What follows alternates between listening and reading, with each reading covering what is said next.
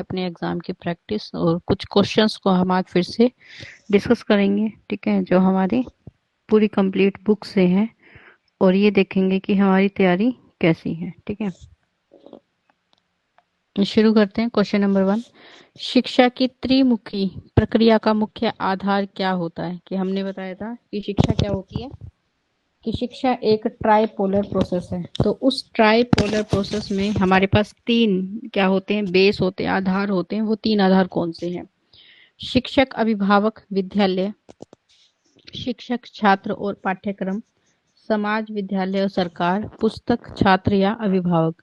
तो तीन आधार जो हमारी शिक्षा के हैं, जिसमें हमारे लिए क्या आवश्यक होता है? शिक्षक, छात्र और पाठ्यक्रम, जो शिक्षा को एक त्रिमुखी प्रक्रिया बनाता है, जो कि विद्यालय अध्यापक और शिक्षक के बीच में एक अच्छे संबंध को स्थापित करने के लिए क्या है, पाठ्यक्रम उसका आधार बनती है।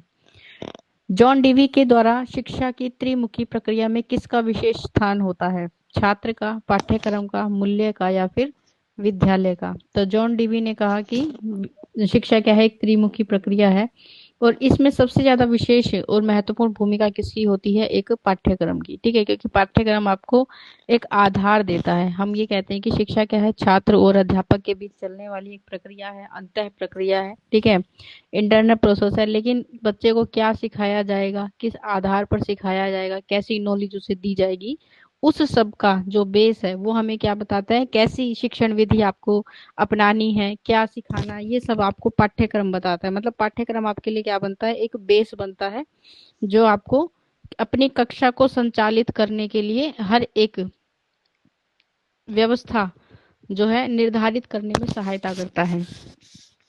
बालक के जन्म से ही उसके अंदर कौन सी शक्तियां पाई जाती हैं?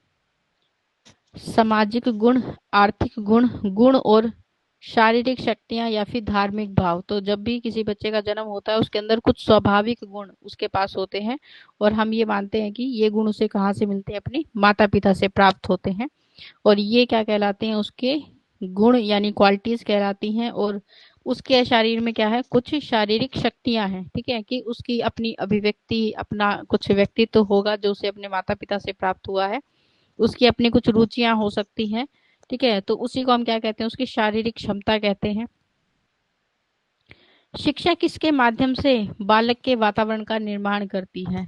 व्यक्तिगत अनुभव के आधार पर, कृत्रिम वातावरण के आधार पर, विद्यालय या नियंत्रित और अनियंत्रित वातावरण।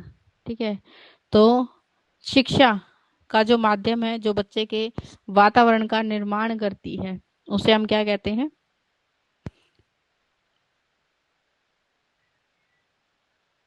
नियंत्रित और अनियंत्रित वातावरण। मतलब एक ऐसा एनवायरनमेंट है, विद्यालय या स्कूल आपके पास, ठीक है, जो कैसा है, कंट्रोल्ड है। ठीक है, कंट्रोल कैसे है, आप इसको नियंत्रित कैसे करते हैं, कि आपने एक वातावरण उनके लिए तैयार किया है। ठीक है, और वो वातावरण क्या है, उन्हें कुछ नया सिखाने के लिए है। तो ये कैसा हो गया, नियंत्रित है, कि आपने इसमें एक लिमिट, सीमा लगा रखी है। ठीक है, लेकिन अनियंत्रित कैसा है, कि आपने जो वातावरण उन्हें दिया है वो कैसा है, उनके लिए स्वतंत्र है।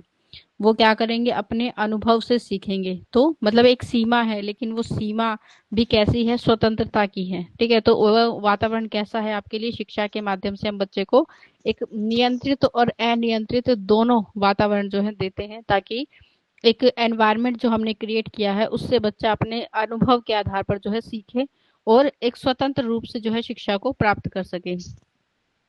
शिक्षा के माध्यम से बालक को क्या तैयार किया जाता है? वर्तमान जीवन, भविष्य का जीवन, खेलकूद या सामाजिक। तो शिक्षा क्या करती है, आपको आपके भावी जीवन के लिए तैयार करती है। जो कुछ भी आज आप सीख रहे हैं वो आपके आने वाले जीवन में क्या बनेगा, आपके लिए उपयोगी बनेगा।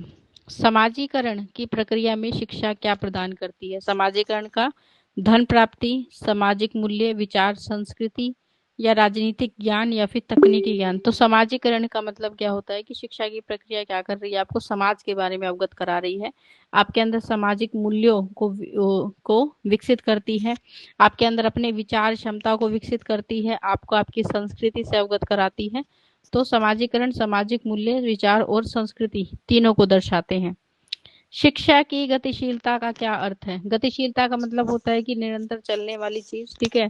तो गतिशीलता क्या है? शिक्षा में स्थिरता होना, समय के साथ दिशा में परिवर्तन, शिक्षा का समाप्त होना या शिक्षा का कठन होना, ठीक है। तो गतिशीलता का मतलब यही होता है कि किसी भी समय के अनुसार उस चीज में क्या आ रहा है, परिवर्तन। तो आपने देखा है शिक्षा के स्वरूप में लगातार आपको चेंज, परिवर्तन देखने को मिलता है, ठीक है। और इसीलिए हम शिक्षा को कहते हैं कि ये क्या है, एक तरह की गतिशील चीज है, ठीक है। गतिशील क्या है, वस्तु है। किसने शिक्षा को त्रिविधि माना है? शिक्षक, छात्र और पाठ्यक्रम। जॉन डीवी, पेस्टोलॉजी, एसएमएस या फिर रूसो, ठीक है। ये इनकी नाम की कुछ शॉर्ट फॉर्म होती है या फिर उन नामों से को लिख दिया जाता है जिन नामों से ज्यादा प्रसिद्ध है, ठीक है। तो हमने अभी पढ़ा था कि जो शिक्षा है वो त्रिमुखी प्रक्रिया है, एक ऐसी विधि है जिसमें तीन चीजों का होना नितांत आवश्यक है। और ये बात किसके द्वारा? जॉन डीवी के अनुसार कही गई थी। तो ऐसे प्रश्न आपसे पूछे जा सकते हैं कि ये बात किसने कही थी, क्योंकि इतनी सारी परिभाषा जो आपको आपके चैप्टर्स में दी हुई हैं उनको देने का यही आधार होता है कि आपको याद होना चाहिए कि कौन सी बात किसके द्वारा कही गई है। फिर औपचारिक शिक्षा का मुख्य उद्देश्य क्या होता है? ज्ञान का नियोजित संचरण, विद्यालय में व्यवस्थित योजना के अनुसार सीखना, घर पर सीखना, अनुभव से सीखना। तो औपचारिक शिक्षा का मुख्य उद्देश्य क्या होता है कि यह क्या करती है, आपके लिए विद्यालय में व्यवस्थित योजना के अनुसार आपको सिखाती है। विद्यालय में हर एक चीज को पहले से हम क्या कर लेते हैं, निश्चित कर लेते हैं, उसको नियोजित कर लेते हैं, ठीक है। और उस आधार पर जब शिक्षा की व्यवस्था की जाती है तो इसे हम औपचारिक शिक्षा का एक रूप कहते हैं। लिखित भाषा का मुख्य महत्व क्या है? मौखिक भाषा से श्रेष्ठ होना, जीवन के सभी क्षेत्रों में आवश्यक होना, केवल विद्यालय में उपयोग होना या केवल साहित्य में उपयोगी होना। तो लिखित भाषा का महत्व क्या है कि लिखित भाषा हमारे लिए इसलिए आवश्यक है क्योंकि ये हमारे जीवन के सभी क्षेत्रों में इसका होना क्या है, बहुत आवश्यक है, ठीक है। क्योंकि हर बात आप जो है बोलकर व्यक्त नहीं कर पाते, ठीक है। तो जैसे हमने पढ़ा था कि जितनी भी हमारी क्या होती है, सरकारी दफ्तर हो या कार्यालय होते हैं, जितने भी हमारे गवर्नमेंट के, वहां पर लिखित भाषा का क्या है, विशेष महत्व है, ठीक है। आप जब परीक्षाएं देते हैं वहां पर लिखित भाषा का बहुत महत्व है, ठीक है। आपको जीवन में बहुत सारी चीजें क्या है, याद रखनी होती हैं और उसके लिए भी क्या है, जो लिखित भाषा है वो इम्पोर्टेंट है। तो आप कह सकते हैं नोट बनाने के लिए बहुत सारे लोगों को हैबिट्स होती है कि वो अपने दिन में हुई जितनी भी गतिविधियां हैं उनका क्या करते हैं, उनको उनको लिखते हैं। इससे क्या होता है, एक मानसिक तनाव कम होता है, ठीक है। मतलब अगर आपके पास कोई नहीं है तो बहुत लोगों को आपने देखा डायरी लिखने की आदत होती है। तो आपके जीवन में भी लिखित भाषा का क्या है, विशेष महत्व देखने को मिलता है। तो जीवन के सभी क्षेत्र हैं वहां पर कभी ना कभी आपको ये आवश्यकता जरूर पड़ती है कि आपको चीजों को लिखना पड़ेगा, ठीक है। तो इसलिए आप कह सकते हैं कि लिखित भाषा जो है हमारे लिए इम्पोर्टेंट है, जरूरी है। शिक्षा को प्रतिदिन किस भाषा का उपयोग रूप से करना पड़ता है? शिक्षक को प्रतिदिन किस भाषा का उपयोग आवश्यक रूप से करना पड़ता है? लिखित भाषा का, मौखिक भाषा का, सांकेतिक भाषा का या फिर विदेशी भाषा का? तो लिखित भाषा का उपयोग जो है शिक्षक को नितांत और रोज करना होता है, क्योंकि हम बच्चे को जब भी सिखा रहे हैं उसको लिखित तौर पर, ठीक है, लेखन कौशल उसके अंदर विकसित करना बहुत आवश्यक होता है। क्योंकि लेखन कौशल जब तक विकसित नहीं होता कोई भी व्यक्ति पूरी तरह से शिक्षित नहीं माना जाता, ठीक है। मान लीजिए आपको सामान्य भाषा में अपनी मातृभाषा बोलनी आती है, ठीक है, तो इसका मतलब ये नहीं कि आप पूर्ण रूप से शिक्षित हैं, ठीक है। शिक्षा तब पूरी मानी जाती है जब आपको वो चीज लिखनी भी आती हो, पढ़नी भी आती हो, समझनी भी, उसी को हम साक्षर कहते हैं। तो इसके लिए बच्चों को वर्णमाला का अगर आपको ज्ञान कराना है, ठीक है, तो और बहुत सारी चीजों को हम बोर्ड पर लिखकर जब बच्चों को बताते हैं तो वो ज्यादा बेहतर उनको समझ में आती है। तो इसलिए लिखित भाषा क्या है, हमारे लिए विशेष उपयोगी होती है। फिर विद्यार्थियों को पाठ्य पुस्तक पढ़ने के लिए कौन सी क्षमता विशेष रूप से आवश्यक है? मौखिक कौशल, लिखने का अभ्यास, लेखन कौशल या सुनने का कौशल? तो विद्यार्थियों को पाठ्य पुस्तक पढ़ने के लिए कौन सी क्षमता को विकसित करना चाहिए? लेखन,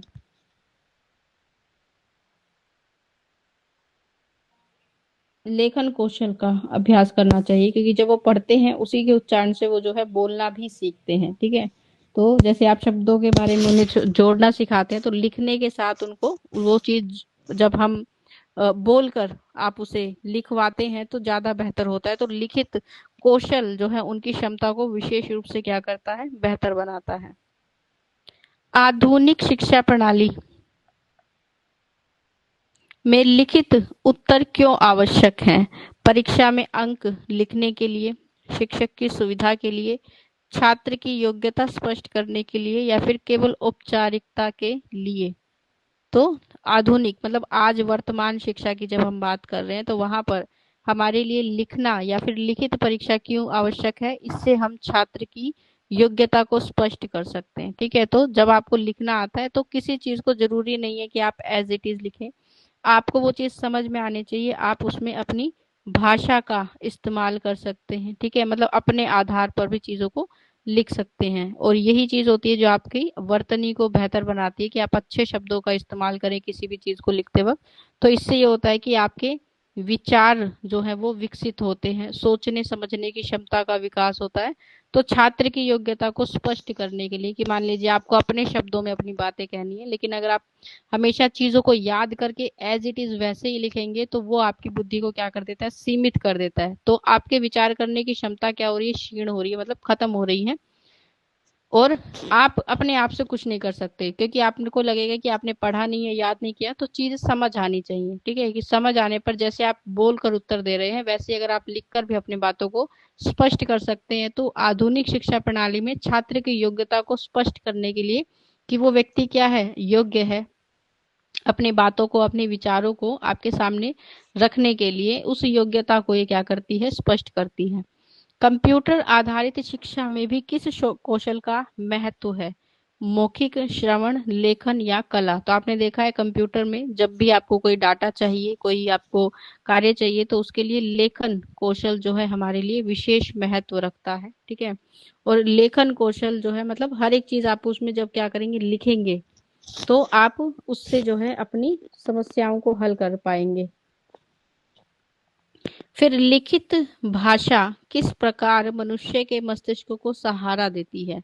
उसकी कल्पना बढ़ाती है, स्मरण शक्ति का स्थान लेती है, उसे संदेश याद रखने में मदद करती है, या उसे गणित में मजबूत बनाती है? तो लिखित भाषा क्या करती है, हमेशा उसकी स्मरण शक्ति जो है उसे चीजों को याद रखने में क्या करती है, सहायता करती है। ठीक है, कि जो भी चीजें आप मान लीजिए नोट कर रहे हैं, कभी आप भूल भी जाते हैं, तो आप उसको दोबारा से क्या कर सकते हैं, याद कर सकते हैं, देखकर उसी चीज को फिर से स्मरण कर सकते हैं। तो उससे आप मतलब जो भी चीजें हैं आपके पास, संदेश याद रखने में आपको मदद करती है। तो जो भी आप नोटबुक में लिख रहे हैं या जो भी चीजें आपके पास लिखित रूप में है, वो आप कभी भी निकाल कर क्या कर सकते हैं, उसे देख सकते हैं, पढ़ सकते हैं, उसमें जो जानकारी है उसका इस्तेमाल कर सकते हैं। तो आपकी जो याद रखने की क्षमता है उसको बढ़ावा मिलता है। हमारी पुरानी पीढ़ी ने हमें किस रूप में बहुत सा साहित्य प्रदान किया है? मौखिक भाषा में, लिखित भाषा में, सांकेतिक भाषा में, या विदेशी भाषा में? तो आपने देखा आपके पास बहुत सारे हिंदी में बहुत सारे ग्रंथ आपको देखने को मिलते हैं, वेद देखने को मिलते हैं। और पहले का जीवन कैसा था उसकी जानकारी हमें इस चीज से मिलती है कि हमारे पास जो लिखित ग्रंथ है उसमें जो जानकारी है, या फिर जो लिपि जैसे चट्टानों पे लिखी हुई जो भी बातें आपको दिखी हैं, या जो चित्र हैं, वो हमें ये दर्शाते हैं कि लिखित रूप में वो चीज हमारे पास उपलब्ध है। उसको पढ़कर हम इस बात की जानकारी ले सकते हैं कि इससे पहले का जीवन या इससे पहले कैसी जो लाइफ रही होगी वो होगी। तो उससे हमें लिखित भाषा से जो है ये सब सीखने का अवसर मिलता है।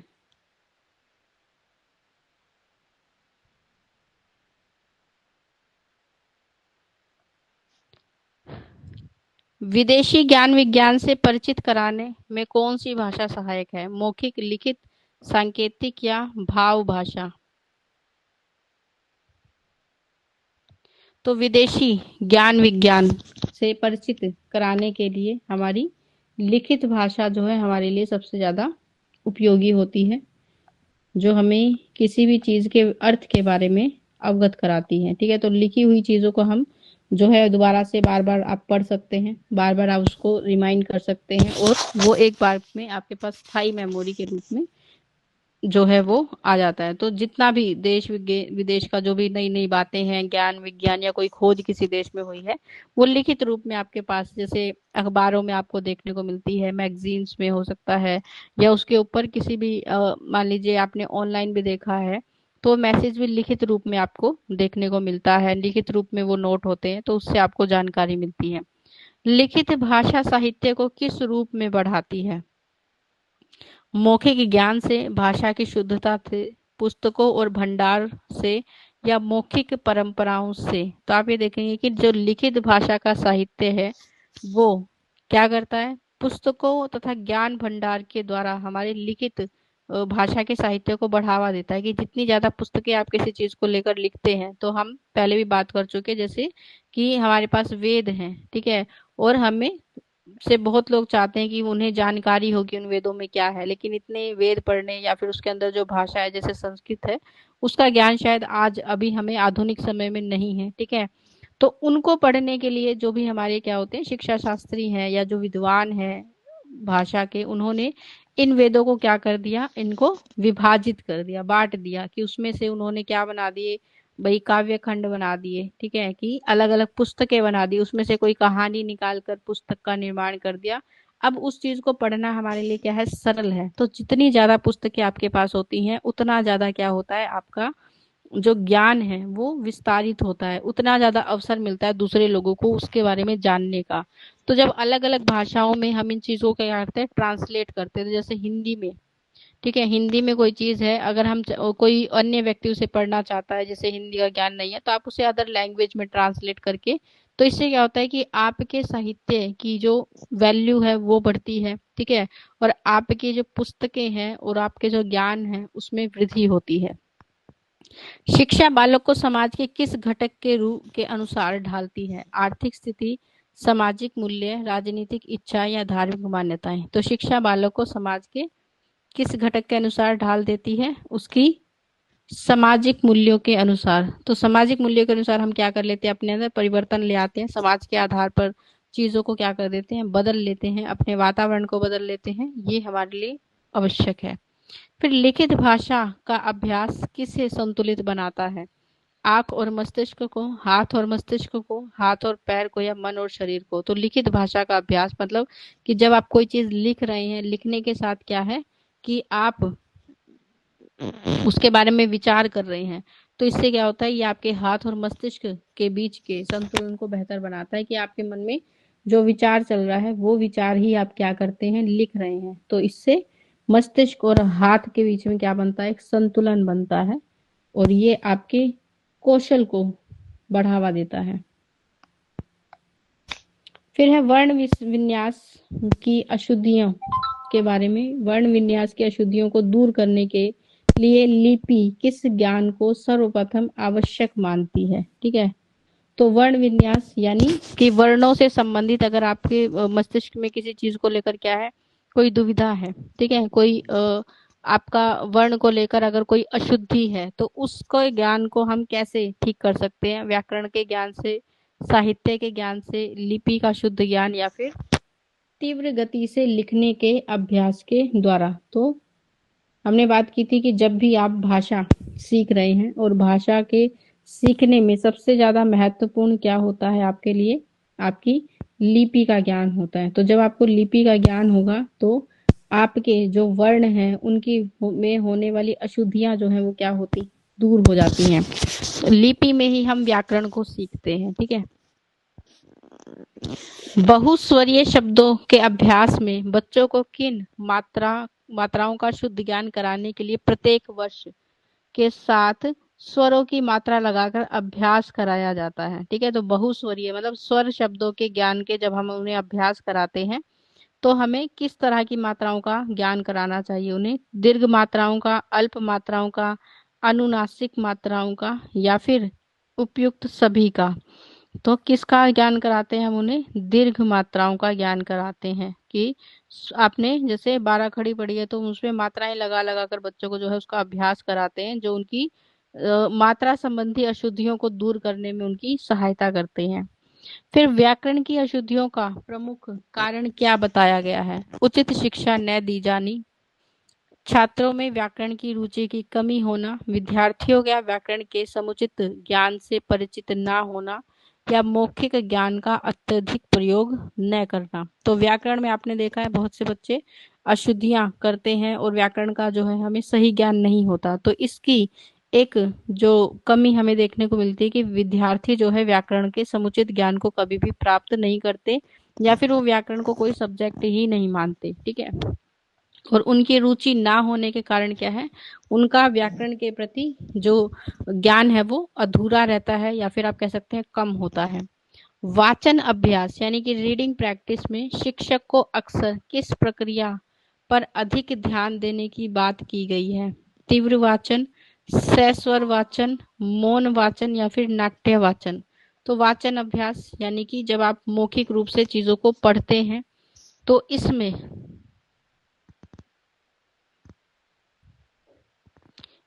हमें क्या करना चाहिए कि शिक्षक को अक्सर किस पर ध्यान देना चाहिए? मौन वाचन पर। ठीक है, ताकि हम बच्चों के जो अशुद्धियां हैं उनको ठीक प्रकार से जांच सके। फिर लेखन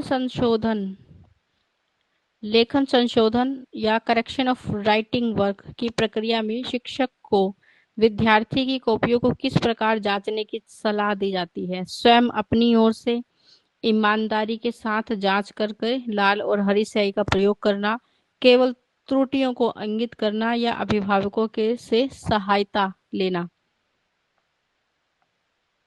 तो जब भी हम अशुद्धियों की बात करते हैं तो ईमानदारी से क्या करना होता है? अध्यापक को कॉपियों को चेक करना होता है, और जो भी गलतियां हैं बच्चों की उन्हें एक अलग पेन की स्याही से क्या करें? मार्क करें, ताकि बच्चे को अपनी त्रुटियों के बारे में पता लगे। मतलब जो शब्द गलत है उसे आप दोबारा से अवश्य लिखें, ताकि उसे ये पता लगे। जैसे कई बार क्या होता है कि अध्यापक सिर्फ सर्कल करके छोड़ दिया उसे, ठीक है, या फिर सब उसके नीचे लाइन लगाकर छोड़ दी, लेकिन बच्चे को ये तो समझ नहीं आया कि उसने गलत, उसके लिए तो जो उसने लिखा वो सही है।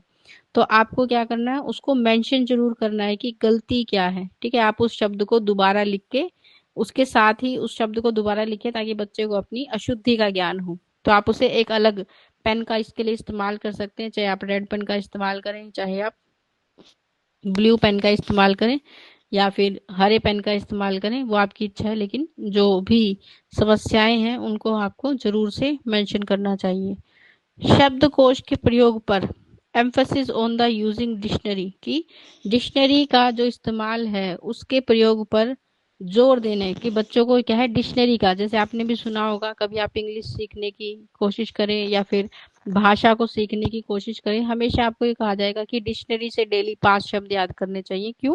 क्योंकि वो हमें एक ही शब्द के बहुत सारे अर्थों के बारे में बताते हैं। तो हमें इससे ये पता लगता है कि इस शब्द को ऐसे भी इस स्थान पर भी बोला जा सकता है। तो वो हमें, तो शब्दकोश को जब भी आप क्या कर रहे हैं, इस्तेमाल कर रहे हैं, इससे क्या होता है? उच्चारण को सुधारना, व्याकरण नियम सीखना, या शब्द कोश को निरंतर प्रयोग करने की प्रेरणा देना, और उनके शब्द भंडार में वृद्धि करना, लेखन की गति को बढ़ाना। तो शब्दकोश का उपयोग करने के लिए आपको इसीलिए कहा जाता है ताकि आप शब्दकोश का निरंतर उपयोग करने की आपको आदत लग जाए। ठीक है, और इससे क्या होगा? आपके पास नए शब्दों का एक भंडार हो जाएगा। मतलब आपकी भाषा में नए नए शब्द जो है वो ऐड हो जाएंगे, और आप उनका इस्तेमाल कर सकते हैं इस आधार पर कि किस शब्द को कहाँ उपयोग करना चाहिए। ठीक है, तो इसलिए आपको शब्दकोश यानी डिक्शनरी को यूज करने का, या फिर नए शब्द जो आप सीखते हैं उनको लिखने का आपको सुझाव दिया जाता है अध्यापक के द्वारा। मनुष्य को अपने शरीर को स्वस्थ और सुडौल रखने के लिए किन 2 चीजों की आवश्यकता होती है? विटामिन और खनिज, शक्ति और गर्मी, वसा और प्रोटीन, या फिर कार्बोहाइड्रेट और जल। तो किसी भी मनुष्य को अपने शरीर को बेहतर और स्वस्थ बनाने के लिए एक तो ऊर्जा की आवश्यकता होती है, और उसके साथ ही हीट की। ठीक है, तो गर्मी और ऊर्जा दोनों की आवश्यकता होती है। शरीर में जितने भोजन के तत्व को डाला जाएगा उससे उतनी ही शक्ति प्राप्त होगी जितना कि उस भोजन तत्वों का क्या है? घनत्व है, तापमान है, बल है, या वजन है। मतलब कि जो भी आप खा रहे हैं, चाहे आप प्रोटीन खा रहे हो, चाहे आप कार्बोहाइड्रेट खा रहे हो, ठीक है, या फिर आप किसी प्रकार के खनिज प्रोटीन का सेवन कर रहे हैं या फिर विटामिन का सेवन कर रहे हैं, इससे क्या होता है, इससे आपको कितनी ऊर्जा मिलती है, क्या उतनी जितने कि आपका जो प्रोटीन या विटामिन है उसके घनत्व के आधार पर या फिर उसके तापमान के आधार पर, तो हम कहेंगे कि जितना उसका वेट है उस वेट के आधार पर आपको क्या मिलता है, उससे शक्ति मिलती है। तो जैसे आप मान लीजिए 10 ग्राम प्रोटीन कंज्यूम कर रहे हैं, तो उतना ही क्या मिलेगा आपके शरीर को, उसकी शक्ति मिलती है। 10 ग्राम प्रोटीन से 10 ग्राम की ऊर्जा आपको उससे प्राप्त होती है। ठीक है, तो जितना उसका वजन होगा उतनी ही शक्ति आपको उससे मिलती है। शरीर के ताप, गति और विकास के लिए भोजन के मुख्य 4 तत्व कौन से हैं? खनिज, जल, प्रोटीन और वसा। कार्बोहाइड्रेट, प्रोटीन, वसा या खनिज। विटामिन, प्रोटीन, वसा और कार्बोहाइड्रेट। वसा, कार्बोहाइड्रेट और जल, विटामिन। तो हमने 4 तत्वों के बारे में पढ़ा था जो हमारे शरीर के लिए क्या है, बहुत ज्यादा आवश्यक है, जिसमें क्या आता है, कार्बोज आता है, ठीक है, कार्बोहाइड्रेट जिसे हम कहते हैं, दूसरा प्रोटीन, तीसरा वसा और चौथा खनिज। ठीक है, इसके अलावा और भी तत्व होते हैं लेकिन ये सबसे ज्यादा इंपॉर्टेंट है। प्रोटीन में कार्बन, हाइड्रोजन, ऑक्सीजन के साथ कौन सा तत्व अंश फास्फोरस का सम्मिश्रण होता है, जिससे नाइट्रोजन वाला तत्व कहते हैं? ठीक है, तो हमने पढ़ा था तत्वों के बारे में, जिसमें मैंने आपको बताया था कि जो नाइट्रोजन वाला तत्व किसे कहते हैं, जैसे सल्फर है या फिर नाइट्रोजन है, कैल्शियम है, तो और पोटेशियम है, इनमें से किसे नाइट्रोजन वाला तत्व हम कहते हैं? तो प्रोटीन में कार्बन, हाइड्रोजन, ऑक्सीजन के साथ साथ क्या होता है, नाइट्रोजन होता है। ठीक है, और इसलिए हम इसको क्या कहते हैं, नाइट्रोजन वाला तत्व कहते हैं।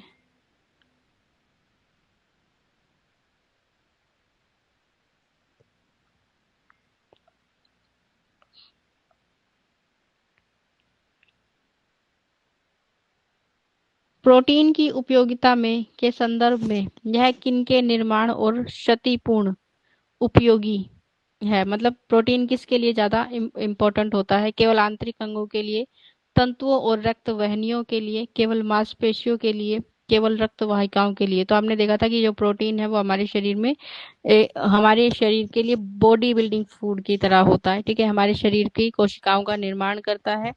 ऐसी कोशिकाएं जो क्षतिग्रस्त हो गई हैं या किसी कारण से डैमेज हो गई हैं, उनको क्या करता है, रिपेयर करता है। ठीक है, तो वो जो रिपेयरमेंट है या जो नई कोशिकाओं का निर्माण है, क्या वो केवल आंतरिक अंगों का होता है या हमारे जो तंतु, तंतु का मतलब होता है रेशे, रेशे हमारे मांसपेशियों में होते हैं, मतलब आपकी जितनी भी मसल्स हैं वो रेशों से बनी हुई होती हैं, धागों की तरह आपको उसकी संरचना दिखेगी अगर आप कभी उसके चित्र को देखेंगे।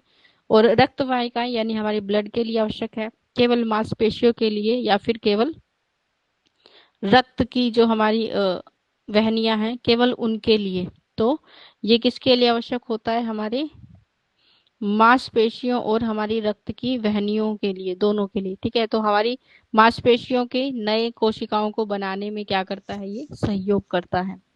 और इसके साथ साथ हमारी जो ब्लड, क्योंकि ब्लड क्या होता है, जैसे ब्लड में हम कह रहे हैं ना कि क्या होता है, जो प्रोटीन है, प्रोटीन क्या करता है, कोशिका के निर्माण में सहायता करता है। ठीक है, कोशिका, आपका सभी का शरीर जो है कोशिकाओं से बना हुआ है। ठीक है, तो कोशिका के निर्माण में जब वो क्या कर रहा है, सहायता कर रहा है, कोशिका को वो क्या कर रहा है, दोबारा से रिपेयर कर रहा है, मतलब उसकी मरम्मत कर रहा है। मान लीजिए डैमेज हो गई है तो वो कोशिका ही है। तो जब आप तंतुओं की बात करते हैं, ठीक है, तो हमारी जो मसल्स होती हैं, ठीक है, आप उन्हें देखेंगे तो 3-4 प्रकार के सेल आपके शरीर में पाए जाते हैं। तो इस प्रकार की आपको कोशिका देखने को मिलेगी ऐसे। ठीक है, ये इसमें बीच में न्यूक्लियस होता है, तो ये आपस में इस प्रकार से क्या होती है, जुड़ी हुई होती है।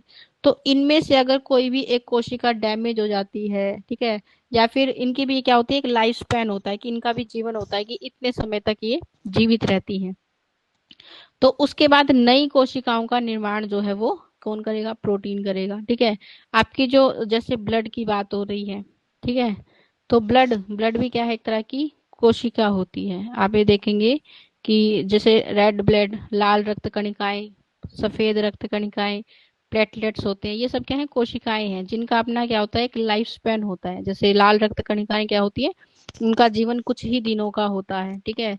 तो उतने दिनों के बाद वो अपने आप से नष्ट हो जाएंगी। तो इसके लिए जरूरी है नई कोशिकाओं का निर्माण आपके शरीर में होता रहता है, ठीक है। और ये किसकी वजह से होता है, प्रोटीन, जो भी आप प्रोटीन कंज्यूम कर रहे हैं वो नई कोशिकाएं अपने आप बनाता रहता है, ठीक है। फिर यदि कोई व्यक्ति वसा, कार्बोहाइड्रेट का अभाव होते हुए भी आवश्यकता से अधिक प्रोटीन का उपयोग करता है तो इसका क्या परिणाम होता है, ठीक है। शरीर में प्रोटीन की कमी हो जाएगी, वसा शरीर में अधिक मात्रा में एकत्रित हो जाएगा।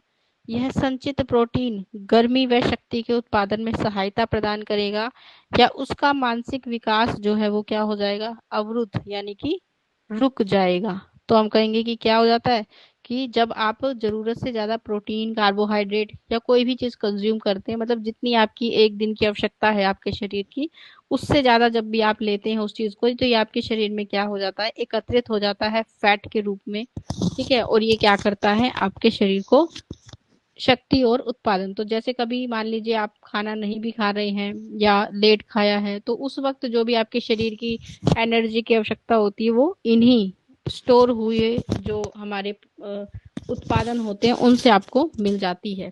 तो इसलिए आपको शक्ति मिलती रहती है और आप अपने आप को, अपने काम को करते रहते हैं। स्रोत के आधार पर प्रोटीन कितने प्रकार के होते हैं, 3 प्रकार के, 2 प्रकार के, 4 प्रकार के या फिर 5 प्रकार के।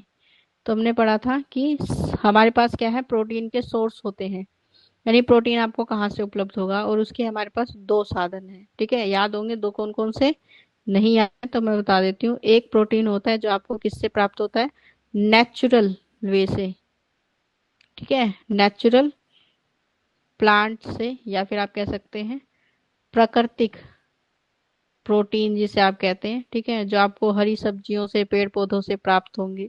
दूसरे होते हैं एनिमल से, एनिमल प्रोटीन, ठीक है। तो जैसे आप एग की बात कर रहे हैं, आप मीट की बात करते हैं, ठीक है। इस प्रकार की चीजों से ये हमें पशुओं से प्राप्त होती है, जैसे मिल्क है, पनीर है, ये सब चीजें, ठीक है, क्योंकि ये कैसे हैं, डेयरी प्रोडक्ट होते हैं, तो ये आपको पशुओं से प्राप्त होते हैं। तो 2 प्रकार, यानी एक प्लांट से, दूसरा एनिमल से। फिर है मनोविश्लेषण की किस विधि के द्वारा व्यक्ति के मन में दबित इच्छाओं यानी कि रिप्रेस्ड डिजायर और विचारों को जाना जाता है, ठीक है।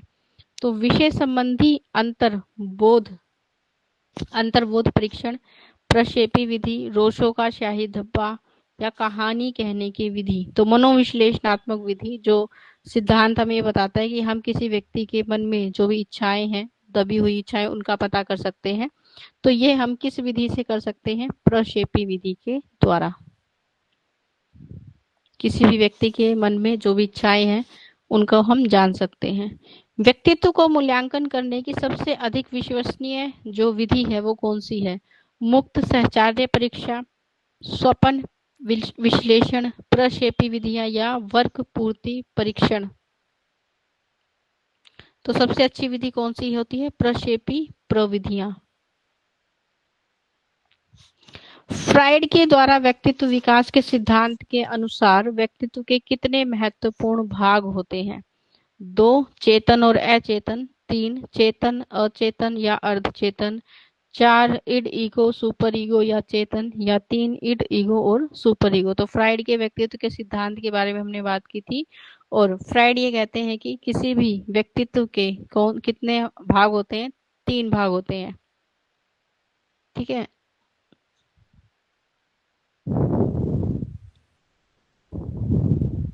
चेतन, अचेतन,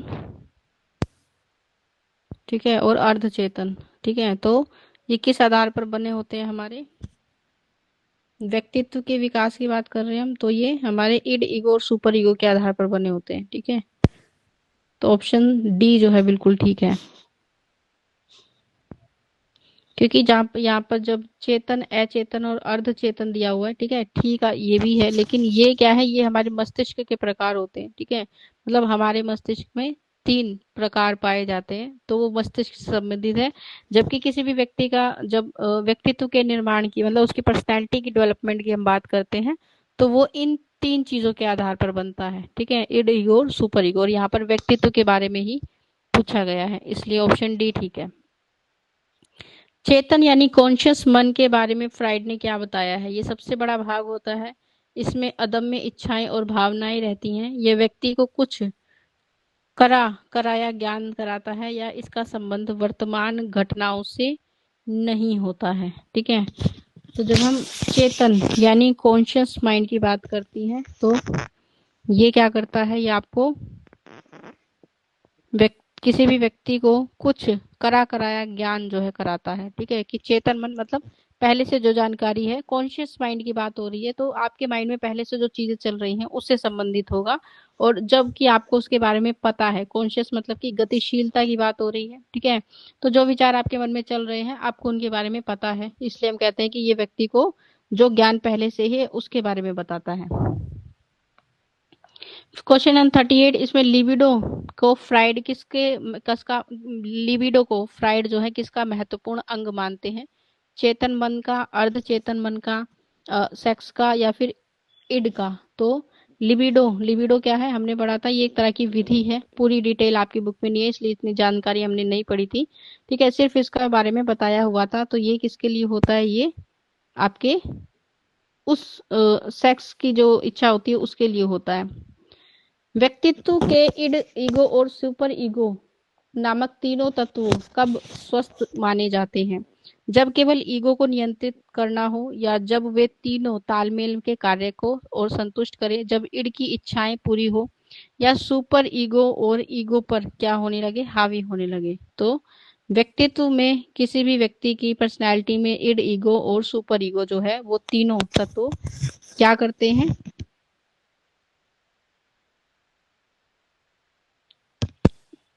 वे तीनों एक दूसरे के साथ तालमेल बनाते हैं और आपको एक संतुष्टि अनुभव कराते हैं। संतुष्टि, जैसे आपने जीवन में जिस भी कार्य को चुना है उसको करने से संतुष्टि मिल रही है। अब आप मान लीजिए वृद्ध अवस्था में है तो आप अपने पूरे जीवन का जब ये देख रहे हैं कि कहाँ पर आपने क्या किया, क्या क्या डिसीजन लिए, अगर उनसे आपको संतुष्टि है तो इड, ईगो और सुपर ईगो क्या बनाते हैं? एक तालमेल बनाते हैं आपके जीवन में और आपको संतुष्टि देते हैं कि जो भी कुछ आपने जीवन में अचीव किया है वो बिल्कुल ठीक है। साक्षरता को अनुसंधान की किस प्रविधि निर्माण के लिए आवश्यक सामग्री का एकत्रीकरण माना गया है? प्रश्नावली विधि, अनुसूची प्रविधि, परीक्षण, या फिर प्रकल्पनाओं का निर्माण? ठीक है, तो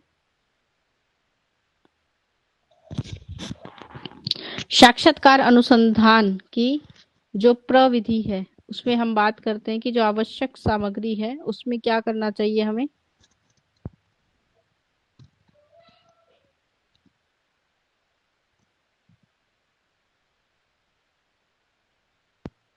प्रश्नावली प्रविधि का एकत्रीकरण मतलब प्रश्नों को पहले से ही क्या करें, आप बना लें, उसके आधार पर जो है साक्षात्कार किया जा सकता है। साक्षात्कार के माध्यम से अवलोकन का बहुमूल्य अवसर प्राप्त होता है, और इस संबंध में बेंजामिन डी पॉल ने क्या कहा है?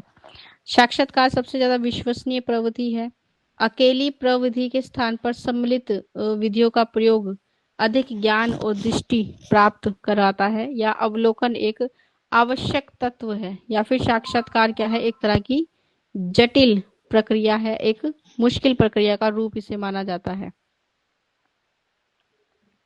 तो साक्षात्कार के माध्यम से अवलोकन मतलब जब भी हम देखते हैं आपको बहुत सारे अवसर मिलते हैं, और इससे हम ये कह सकते हैं कि क्या है, आपके पास किस चीज का अकेली प्रविधि के स्थान पर जो है सम्मिलित प्रयोग जो है वो क्या कराता है? अधिक ज्ञान कराता है। मतलब एक विधि के अलावा अगर आप एक से ज्यादा विधियों का इस्तेमाल करते हैं साक्षात्कार के लिए तो वो आपको ज्यादा जानकारी जो है उपलब्ध कराता है। गुणात्मक सूचनाओं को व्यक्तिगत और सामाजिक रूप से किन साधनों के द्वारा प्राप्त किया जा सकता है? ठीक है, मतलब गुणात्मक यानी ऐसी सूचनाएं जो आपके लिए उपयोगी हैं और जिसके लिए आप किसी भी साक्षात्कार को पूरा कर रहे हैं।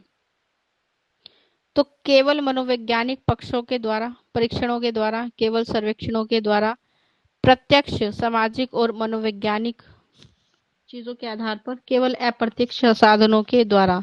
तो जब भी हम गुणात्मक सूचनाओं की बात करते हैं, मतलब ऐसी सूचनाएं जो आपके लिए उपयोगी हैं व्यक्तिगत और सामाजिक रूप से, जिसके लिए क्या है आपके पास साधन है, तो ये कैसी प्रत्यक्ष सामाजिक और मनोवैज्ञानिक परीक्षण के द्वारा हम ऐसी सूचनाओं को क्या कर सकते हैं, प्राप्त कर सकते हैं।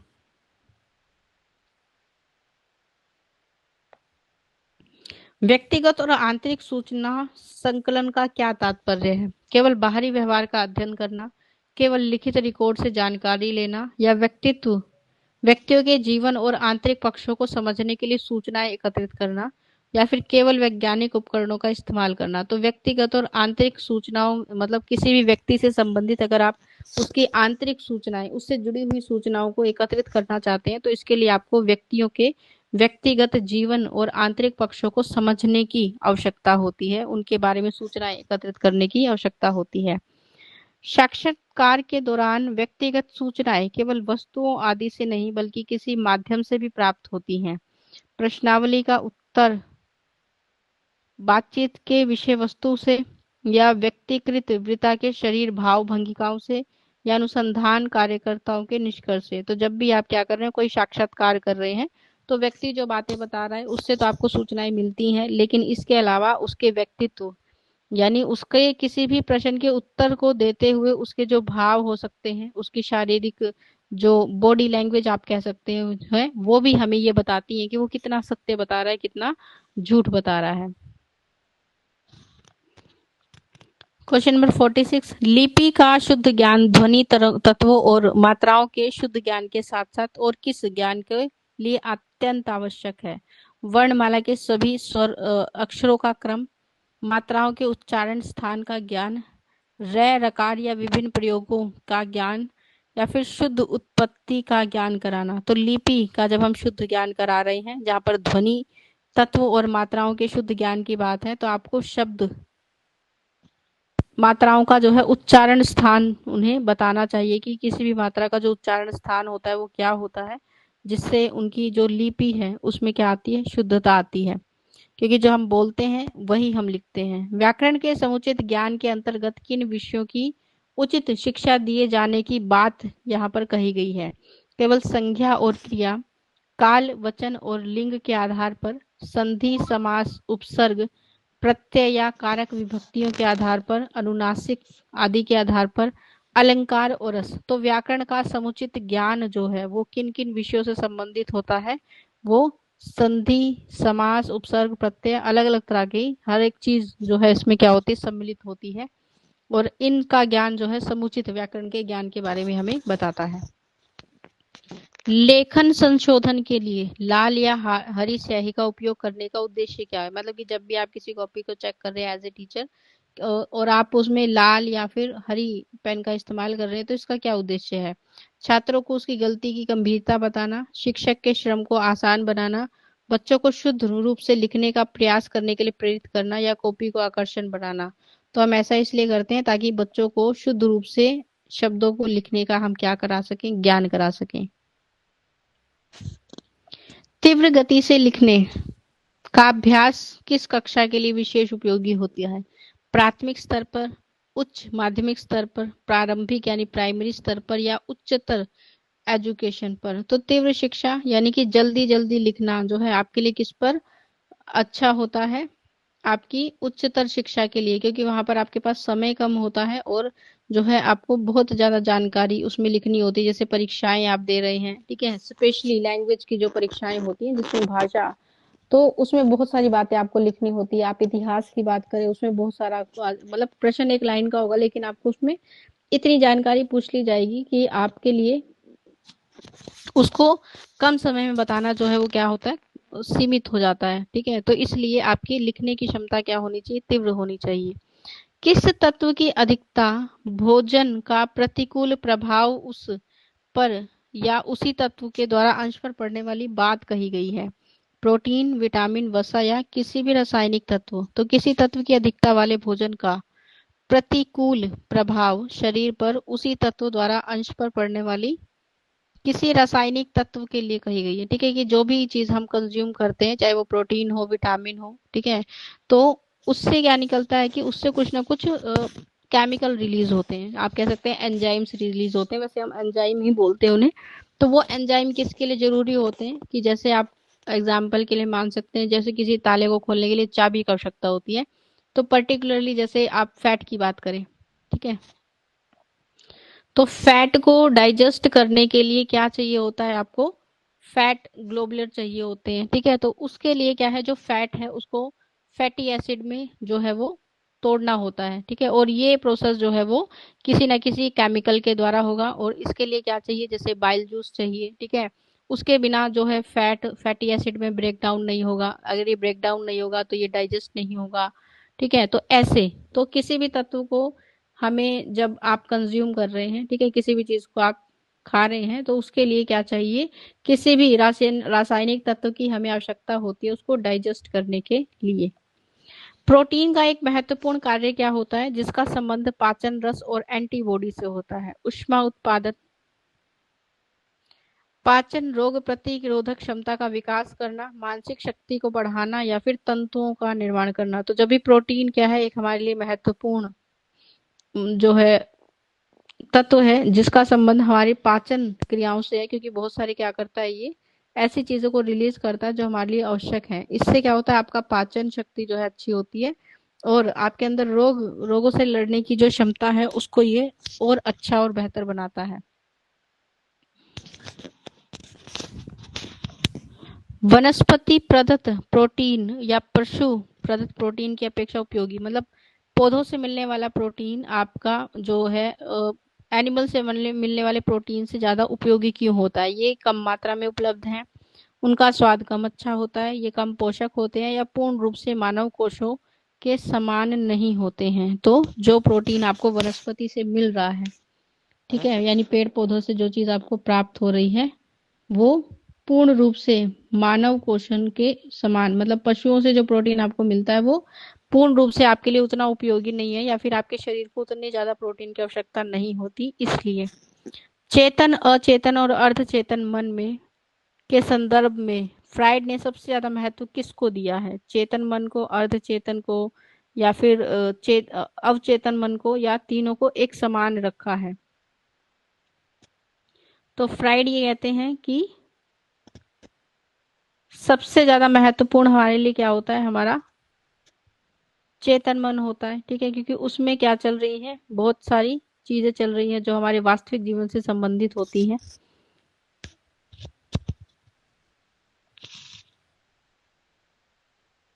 अर्धचेतन मन यानी प्री कॉन्शियस के बारे में क्या सत्य है, यह चेतन से दूर है, यह अचेतन के निकट है, इसे स्मृति या मेमोरी भी कहा जाता है, या ये व्यक्ति के विचारों का भंडार जो है वो है। तो ये क्या है, अचेतन मन के निकट होता है।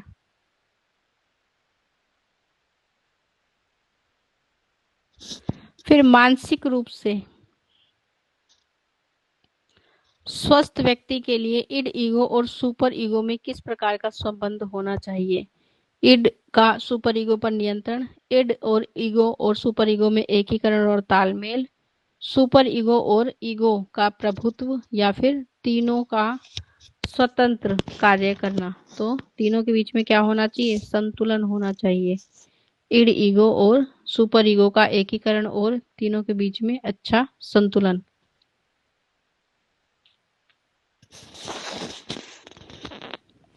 साक्षात्कार को मनोवैज्ञानिक का कथन क्यों कहा जाता है, यह केवल वैज्ञानिकों के द्वारा किया जाता है, इसमें मानव की भावनाओं, उद्योगों और मनोवृत्तियों का अध्ययन किया जाता है, यह केवल मानसिक रोगों के उपचार के लिए उपयोगी है, या फिर इसमें प्रश्न पूछे जाते हैं।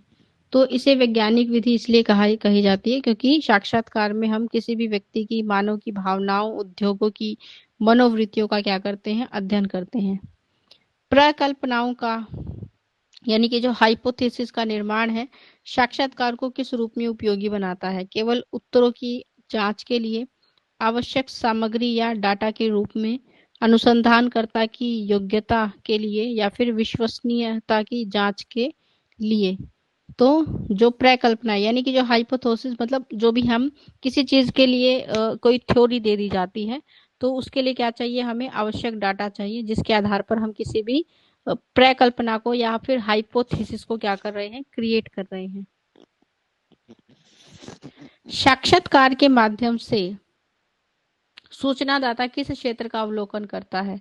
केवल उसके पहनावे का, उसके कार्यस्थल का, उसके घर के वातावरण और आस पड़ोस पड़ोस का, या फिर उसके उत्तर देने के ढंग का? तो जब भी साक्षात्कार होता है तो साक्षात्कार से हम उसके घर के वातावरण और उसके आसपास के रहने वाले लोगों के हर एक चीज का क्या करते हैं, अवलोकन करते हैं। गुणात्मक सूचना यानी क्वालिटी इंफॉर्मेशन से क्या आशय है?